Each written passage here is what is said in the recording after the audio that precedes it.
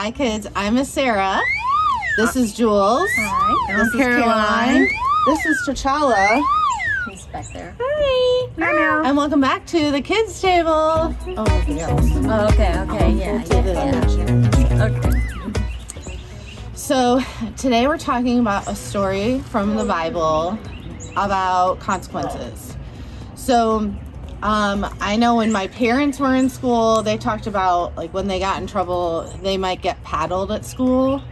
They didn't do that when I was in school. What happened to you guys if you got in trouble at school? Depending on what you did at school, the consequence might be like in-school suspension, or sometimes after school, or if it was really bad, you get suspended and you couldn't be at school for a couple of days.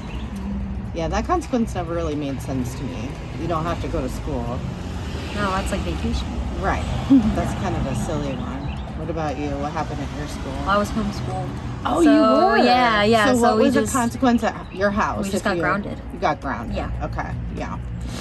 Yeah, and you know, when my kids were little, they would have to sit in timeout. Mm-hmm. And they even had a timeout pad that like, it was an alarm went off if they got up before their time was up. Charlotte would hold it on her butt and run around because she was a creative troublemaker. I remember one creative consequence that we did. Celia, our videographer for the day, who's not putting her finger in front of the camera, right? No. She cut the fur from the cat. Was it? It might have been him. It was him. It was him. She cut a chunk of his fur out. Oh no. With scissors, and it wasn't the first time she had cut a cat's fur with scissors. And so I got really angry and I cut a chunk of her hair out. But I'll tell you what, while not a proudest mom moment, it worked. She never cut the cat's fur again. So there's that. So the story in the Bible that we're talking about today is about when Jesus was talking to a crowd.